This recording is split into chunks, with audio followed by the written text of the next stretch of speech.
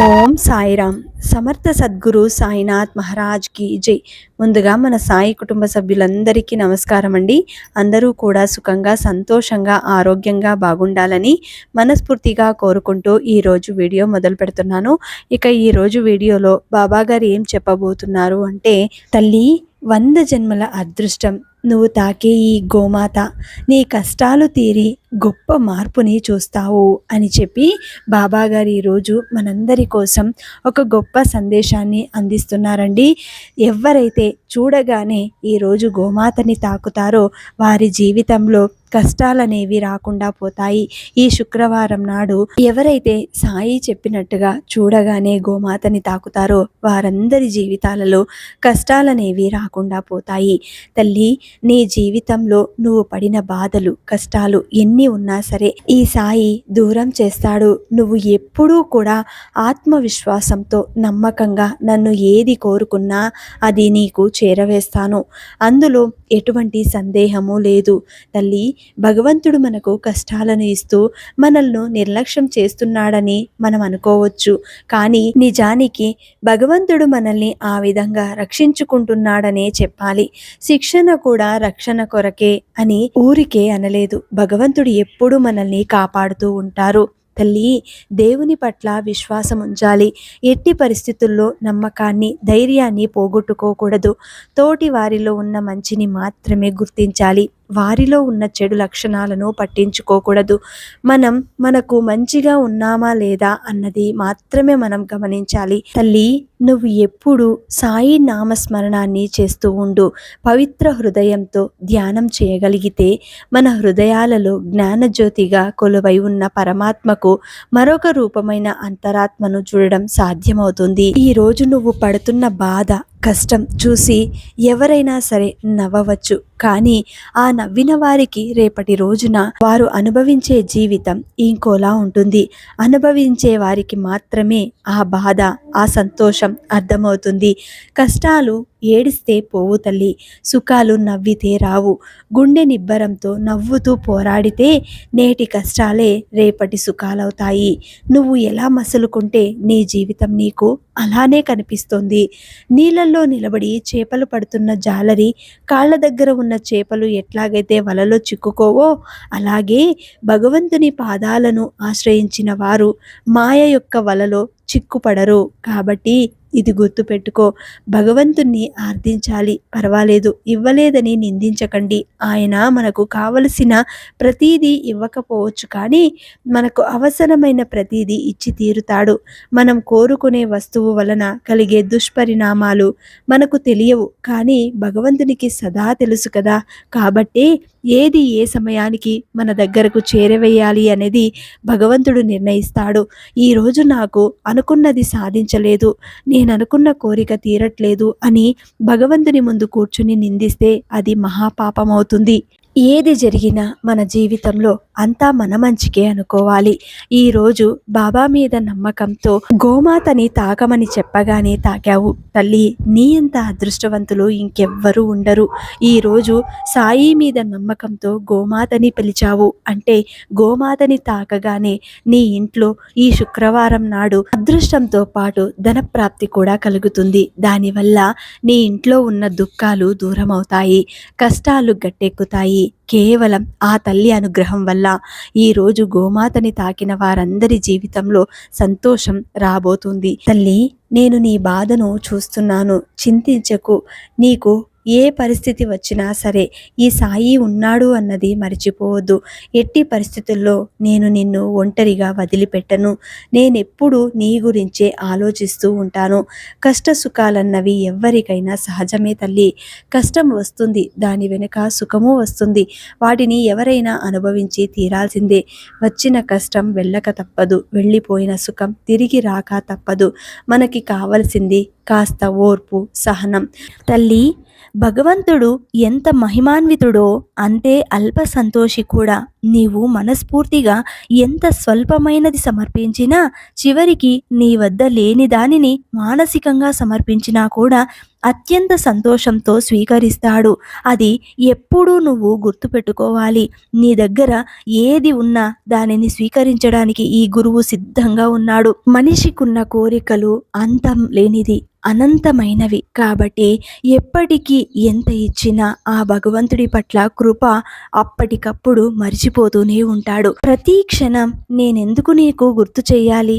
నువ్వు ఎప్పుడైతే మానసికంగా ఇబ్బందుల్లో ఉంటావో ఆ క్షణంలో కాస్త ఓదార్పు దక్కుతుంది అన్న విషయంతోటి నీ ముందుకొస్తాను. నిన్ను ఓదార్చడానికే ఈ సాయి వస్తాడు. సాక్షాత్తు సాయినాథుడే నీ ముందు కూర్చుంటాడు. అది నువ్వు గమనించలేకపోతావు. తల్లి, ఏ క్షణమైనా సరే తీరని బాధ కలిగినప్పుడు నేనున్నానని గుర్తుంచుకో.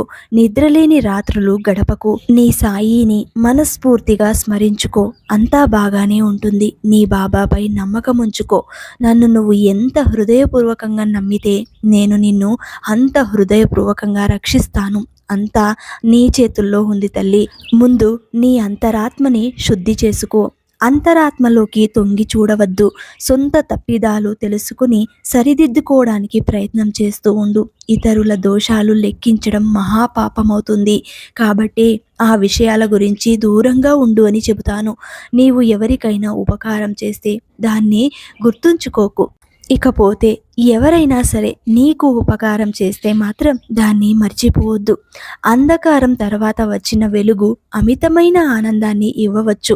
అలాగే దుఃఖం తర్వాత వచ్చిన సుఖం మాత్రం అమిత సంతోషాన్ని ఇస్తుంది. ఈరోజు నేనిస్తున్న ఈ ఆనందం కోట్ల మందిలో నీకు మాత్రమే దక్కింది అంటే నీ జీవితంలో ఉన్నత స్థాయిలో నిలబడే రోజులు వస్తున్నాయి అని అర్థం చేసుకో. ఎప్పుడూ కూడా ఈ సాయిని అంటిపెట్టుకో. జీవిత సమస్యలను ఎదుర్కోవడానికి నీకు సాయి ఏదో ఒక పరిష్కారాన్ని ప్రతిరోజు అందిస్తాడు.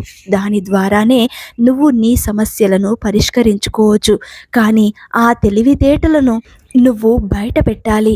ఎప్పుడైతే నీ కష్టం చూసి భయపడుతూ కూర్చుంటావో అప్పుడు అన్ని సమస్యలు నిన్ను భయపెడుతూ ఉంటాయి. అవతలి వ్యక్తి అజ్ఞానాన్ని భరించి ఔదార్యం చూపడం వల్ల నీకు అవ్యక్తమైన ఆనందం కలుగుతుంది. నెమ్మదిగా ఉండు. జరుగుతున్నదంతా నాటకమని భావించు. ఉదారంగా ఉండటం అలవాటు చేసుకో. నీ సాయిని చూస్తూ ఉండు. సాయిని చూస్తున్నంతసేపు జ్ఞానాన్ని పెంపొందించుకోవచ్చు. నన్ను ప్రేమతో పిలిచిన వారి వద్దకు నేనెప్పుడూ కూడా పరిగెత్తుకుంటూ వస్తాను, ప్రత్యక్షమవుతాను. నా భక్తుల నుండి నేను కోరుకునేది హృదయపూర్వకమైన ప్రేమని మాత్రమే. అంతేకాని స్వార్థంతో ఉన్న ప్రేమకు నేను దగ్గర కాలేను. తల్లి, నువ్వు అలాంటి బిడ్డవి కాదు అని నేను నమ్ముతున్నాను. నీవు సకల లోక సృష్టికర్తవు, సర్వజీవ సంరక్షకుడువు, సర్వాంతర్యామిని, సర్వవ్యాప్తుడువు అని నువ్వు నన్ను ఎప్పుడూ ఆరాధిస్తూ ఉంటావే.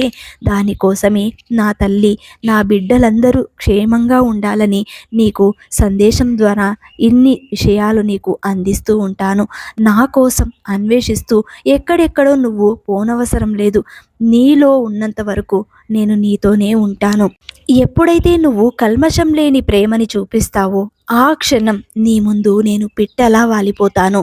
ఎప్పుడైతే నా బిడ్డలు నా ముందు తల వంచి నేను చేసిన తప్పులన్నీ క్షమించు బాబా, ఇక మీదట నువ్వు చెప్పినట్టుగా నడుచుకుంటాను, నువ్వు నా చెయ్యి వదలకు బాబా, అన్ని విషయాలలోనూ నువ్వు చెప్పినట్టుగానే నడుచుకుంటున్నాను.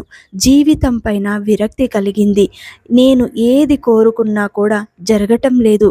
ఎన్నో సంవత్సరాలుగా బాబా నీ ముందు అడుగుతున్న ప్రశ్నని నాకు జవాబు ఇవ్వటం లేదు. ఎందుకు బాబా అంత మౌనంగా ఉన్నావు? నేను అడిగిన దానికి సమాధానం ఎందుకు ఇవ్వటం లేదు? ప్రతిరోజు ఏ విషయంలోనూ నీకు తక్కువ చేయలేదు బాబా.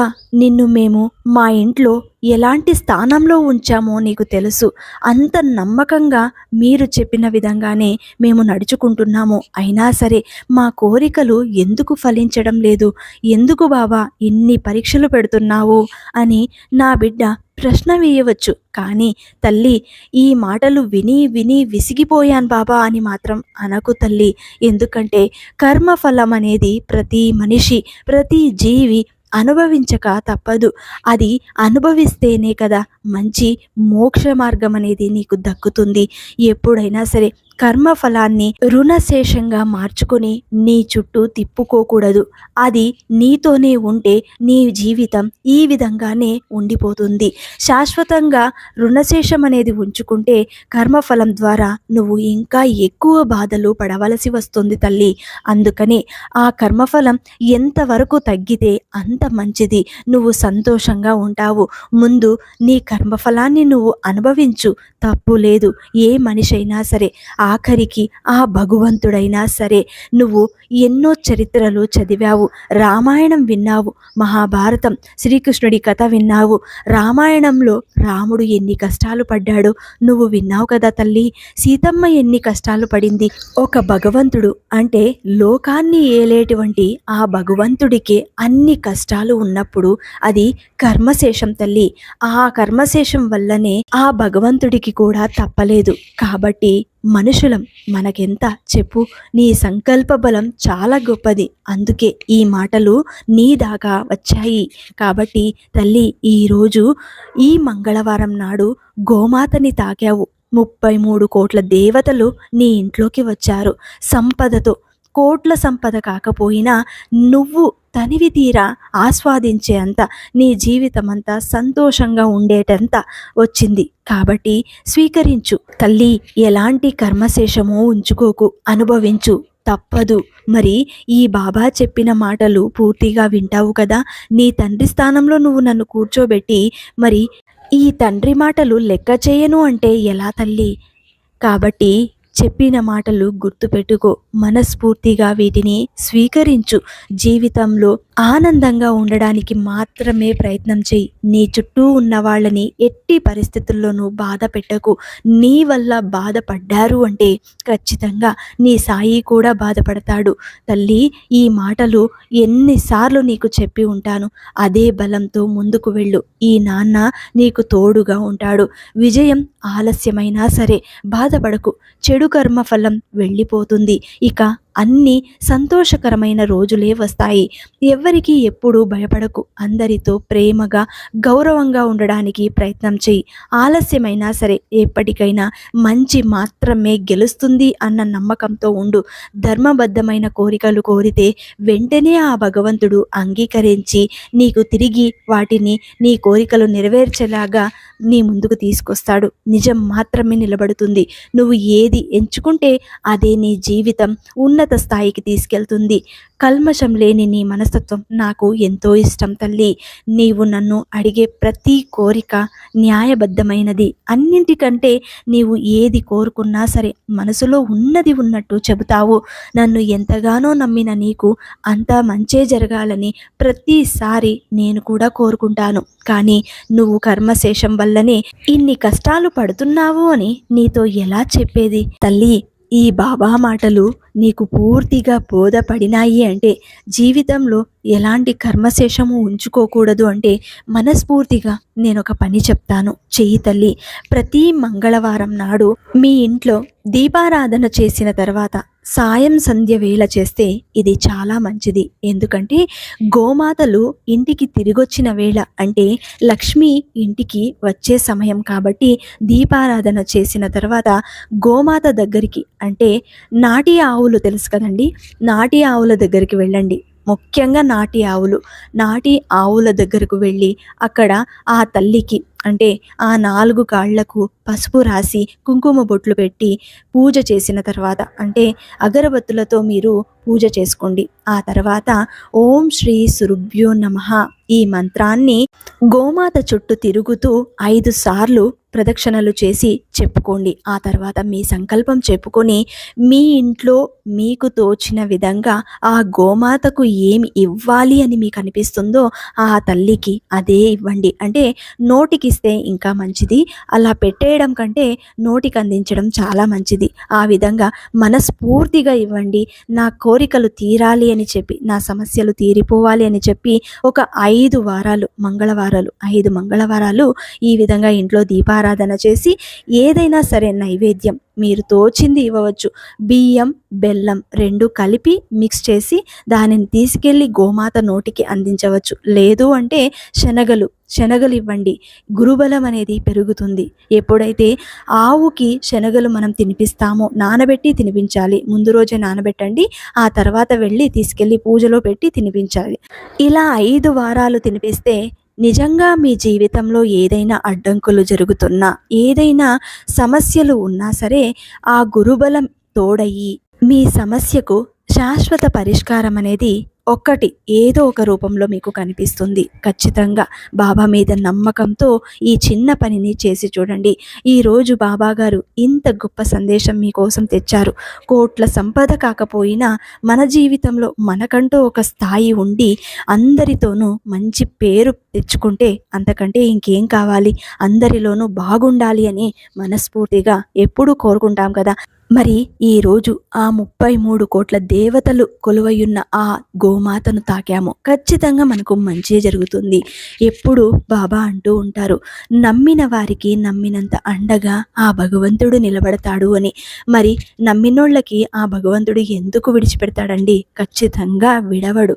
అనుకున్నది సాధించే వరకు మీరు కూడా పట్టుబట్టి ఉండండి. ఏదైనా సరే బాబా ఎన్ని కష్టాలు పెడతాడో చూద్దాం. ఖచ్చితంగా ఆ కష్టం నుండి నేను బయటపడతాను.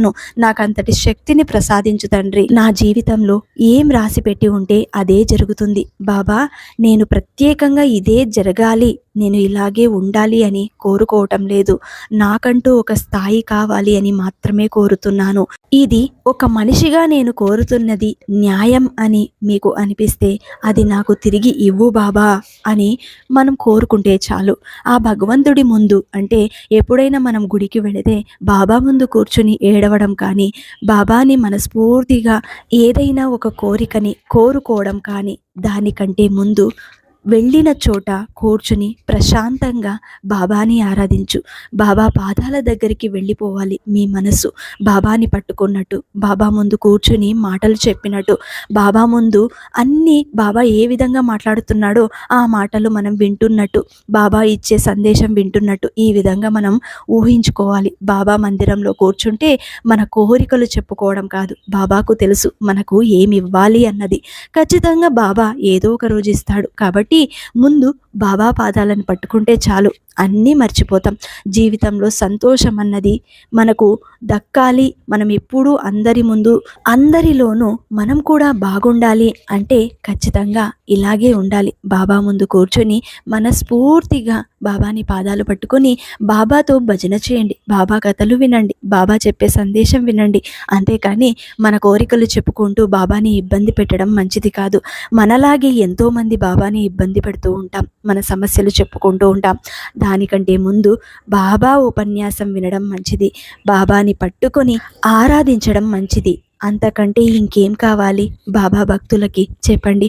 మరి ఈరోజు బాబా గారు అందించిన ఇంత గొప్ప సందేశం మీ అందరికీ నచ్చితే శ్రద్ధా సబూరి అని కమెంట్ చేసి మన సాయి భక్తులందరికీ అందేలాగా షేర్ చేయండి, లైక్ చేయండి. మళ్ళీ ఇంకొక మంచి వీడియోతోటి మీ ముందుంటాను. అంతవరకు సెలవు. సర్వే జన సుఖినో భవంతు. సర్వం శ్రీ సాయినాథార్పణమస్తు.